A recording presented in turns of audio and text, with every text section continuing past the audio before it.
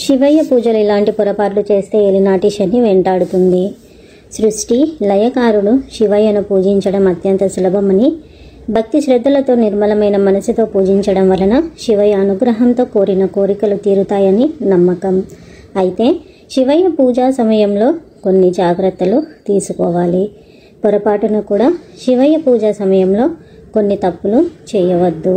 కనుక శివ పూజ సమయంలో కొన్ని పొరపాట్లు చేయవద్దు, లేదంటే శని దోషం ఏర్పడుతుందని వేద పురాణాలు పేర్కొన్నాయి. ఈ నేపథ్యంలో శివ పూజ చేసేటప్పుడు ఎలాంటి పొరపాట్లు చేయకూడదు, మరి ఎన్ని జాగ్రత్తలు తీసుకోవాలో ఇప్పుడు ఈ వీడియోలో మనము తెలుసుకుందాము. సృష్టి లయకారుడు శివుడికి అత్యంత ప్రీతికరమైనది భస్మం. దీనినే విభూదిగా భక్తులు భావిస్తారు. దీనిని నుదిటిన ధరించిన భక్తులను కాపాడుతూ ఉంటాడని పండితులు చెబుతున్నారు. కనుక విభూదిని నుదుటిన 3 గీతలు అడ్డంగా ధారణ చేయాలి. విభూదిని ఇలా ధరించడం వలన పాపాలు నశిస్తాయని నమ్మకం.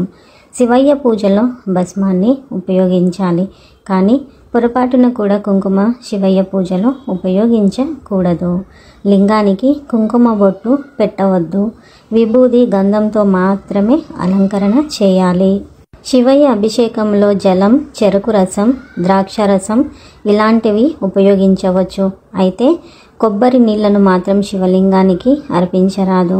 శివాలయం చుట్టూ మాత్రం చేసే ప్రదక్షిణ విషయంలో కూడా కొన్ని నియమాలు ఉన్నాయి. మిగతా ఆలయాల్లో చేసే విధంగా ప్రదక్షిణలు చేయకూడదని శాస్త్రాలు చెబుతున్నాయి.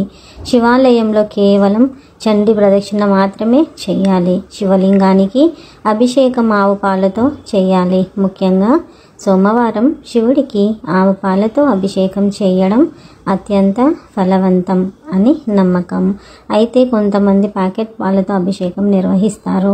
ఇలా చేయడం మంచిది కాదు. పాలను ఒక గ్లాసులోకి తీసుకొని అనంతరం అభిషేకం చేయాలి. సోమవారం రోజున కైలాసం నుంచి భూమి మీదికి శివుడు వస్తాడని నమ్మకము. కనుక ఈరోజు పూజ చేయడం, ఇంట్లో లేదా శివాలయంలో నువ్వుల నూనెతో దీపారాధన చేయడం, బెల్లం ముక్క నైవేద్యంగా పెట్టడం అత్యంత ఫలవంతం.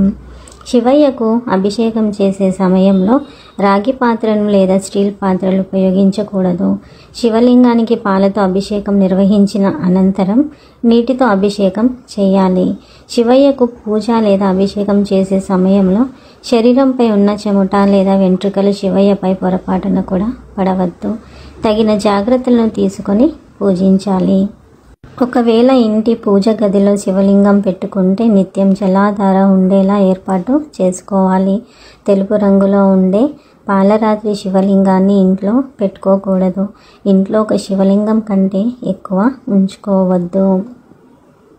శివుణ్ణి పూజించే ముందు వినాయకుడిని పూజించాలి. పూజ చేసే సమయంలో ఓం నమః శివాయ అనే మంత్రాన్ని జపించాలి. నందివర్ధనం పూలతో పూజ చేస్తే జీవితంలో సుఖశాంతులు లభిస్తాయి. అదేవిధంగా పారిజాత పూలతో శివుడికి పూజ చేస్తే కాలసర్ప దోషాలు తొలగిపోతాయి. శివుడికి ఎరుపు రంగు పూలతో పూజ చేయకూడదు.